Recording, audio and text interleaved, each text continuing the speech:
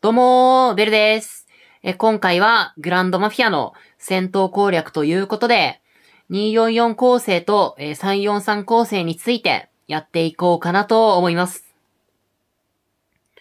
これまで424構成とか、442構成とか、いろいろやってきたわけなんですけども、今回の244で一区切りですね。ただ、この244、なぜやってこなかったかと言いますと、受け側の構成として、あまりに致命的な弱点があるんですよ。正直、受け側として244を使う機会っていうのは、ほぼないと思うんですけども、244について知っておくことで、逆に相手が使ってきた時に、簡単に攻略していくことができますし、あとは、実際の戦闘を踏まえた装備の種類ですね。ギャングシューターの装備、ギャングバイカーの装備、シューターバイカーの装備と3種類あると思うんですけども、この中でどれを作っていくべきか。こちらについても話していこうと思ってますので、ぜひ最後までご視聴いただけると嬉しいなと思います。では、244構成についてやっていこうと思うんですけども、244は、簡単に言うと、ギャングで受けて、シューターの火力で相手を倒しに行く構成です。場合によっては、シューターで受けることもあるんですけども、基本的には、シューターの基礎攻撃力を活かすために、シューターの火力を上げていって、ギャングで受け切るために、ギャングの HP を上げていきます。で、英雄構成は、まず、シューター英雄2人は固定。でそして、残り3名を、ギャング2、バイカー1にするか、ギャング1、バイカー2にするか。ここは正直お好みですね。で、編成は、ギャングスクエア、ギャングアサルト。で、シューター受けをする場合には、シュータースクエアあたりが、基本になるんですけども、この244、本当にあまりに致命的な欠陥がありまして、シューター端子が来た瞬間に、もうどうにもならなくなるんですよ。も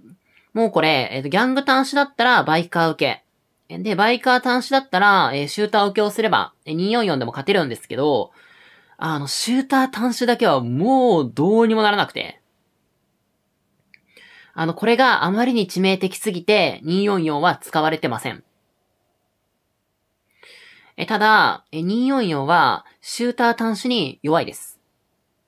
だからこそ、相手はシューター端子を選んできます。じゃあ、逆に、それを逆手に取ればいいんですよ。相手のシューターを倒す構成。以前の戦闘攻略でお話しさせていただいたので、以前の動画をご覧いただいている方は思い出していただきたいんですけども、相手のシューター端子を倒す構成といえば、442です。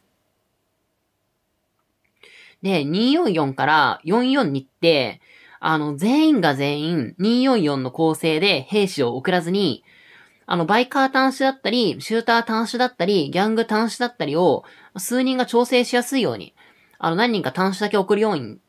なっておいて、で、相手の集結残り時間ギリギリに、1人か2人かが、バイカー端子から、ギャング端子に切り替えれば、それで、442になるので、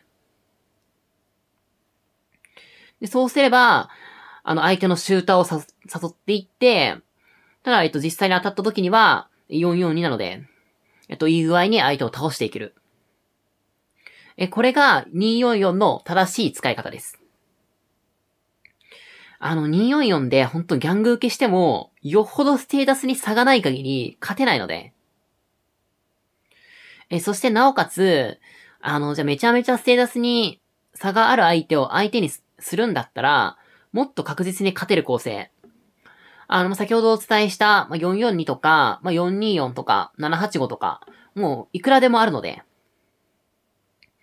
あくまでもう244は、もうシューターを誘うためとして、割り切っていただくのが良いのかなと思います。そうなると、じゃあ244はもう使わなくなりそうなんですけど、1割だけ割合を変えると、かなりバランスの良い構成にしていくことができます。で、これ、どうするかというと、244の弱点って、相手のシューターにボコボコにされることだったんですよ。で、だったら、そのシューターに対して有利を取れるギャングを先ほどと同じように増やしていけばいいんですね。なので、もともと2割だったギャングを1割増やして3割。そして、シューターの割合は変えずに4割。そして、バイカーは、ギャングで増やした1割を、その分減らさなきゃいけないので、バイカーは3割ですね。で、なので、343。で、もはや、均等ではあるんですけど、これ完全に均等でやった時と比べて、シューターを増やしていける分、火力を出せるんですね。この343であれば、ある程度編成じゃんけん勝負に、持ち込むことができますし、なんやかんや汎用性高いんですよ。で、343って、もう基本的にギャング受けで、シューターの火力を大事にしていく構成なので、先ほどの244と、ステータスの振り方を変えなくていいんですね。で、装備も変える必要がないので、結構相手をはめやすくて。で、そのあたりも考えると、結構バランスも良く仕上がっていくのかなと思います。ただ、343は、本当に相手の構成ありきの、構成で、基本的にはギャング受けでいいんですけど、端子系統だと、バイカー端子できちゃった時に、ギャング受けしてると、もう大損害食らうんで、バイカー端子とか、あとはバイカーメインの構成ですね。もうそういう時はもうすぐに、シュータースクエアか、シュータースクエアでいいですね。に変更していただくのが良いのかなと思います。ただ、343だったら、相手よりステータスが多少勝ってれば、勝ちやすいですし、結構安易に単種打ってくる相手には、343結構刺さるので、選択肢として持っておくのが非常に良いのかなと思います。そして、この343、相手が使ってきた時に倒すんだったら、皆さんはどのような構成を使っていきますか？端子だと、もう有流受けされた時にだいぶしんどいので、二種構成をメインで考えていくことになると思うんですけど、まずはもう困った時の055ですね。ただ、こちらご覧いただいている通り、そこまで有利じゃないんですよ。というかむしろ、多少格上の343を相手した時は、055じゃ抜けないので。なので、基本的には055は打つべきではありません。で、そうなった時、私がおすすめしたいのが、505です。で、505であれば、343側がどんな編成を使おうが、基本勝利することができます。505、すなわち、ギャング受けになるんですけども、まず、343側がシューター受けをした場合には、505側のギャングがもうぶっ刺さるので、で、バイカーもバイカーで、相手のギャング、これそれなりに攻撃してくれてるんですよ。で、結果的には、505側の、勝利となります。で、そして、ギャング受けをした場合、この場合には、もう、505側のバイカーがもうぶっ刺さって、で、ギャングはギャングで、相手の343側のシューターの攻撃をしっかり、受けていって、ギャングもギャングで、別に火力は出てるので、しっかり相手のギャングを攻撃していくことができますので、505側の勝利になっていきます。そして、バイカー受けをした場合なんですけども、その時はその時で、ギャングに攻撃入っちゃうんですよね。そうなると、結局、505側のバイカーの攻撃が、343側のギャングに攻撃が入っちゃったら、だいぶしんどいので、で、そうなると、基本的に505側が、505側が勝っていくのかなと思います。ただ、この505が、もう万能というわけではなくて、343よりバイカーが多い構成だと、基本的に505だと厳しいです。あくまで、相手のシューターが多くて、そのシューターをしっかりとギャングで受け切って、バイカーの火力を使って、勝利を見込んでいくことができる場合に、505を使っていただくのが良いのかなと思います。そして、今回も、戦闘攻略やってきたわけなんですけども、皆さん、一つ思うことないですか？あくまで、受け側の構成って、シューターがメイン火力。ただ、相手のシューター単種に対する対策として、ギャングの火力をある程度は担保しておきたいんですよ。そうなると、装備もなるべく、ギャングとシューターの攻撃力を、上げていける装備がいいんですよね。受け側でバイカーの火力を、必要とする場合って、そこまで多くないので。なので、監視塔バトルなので、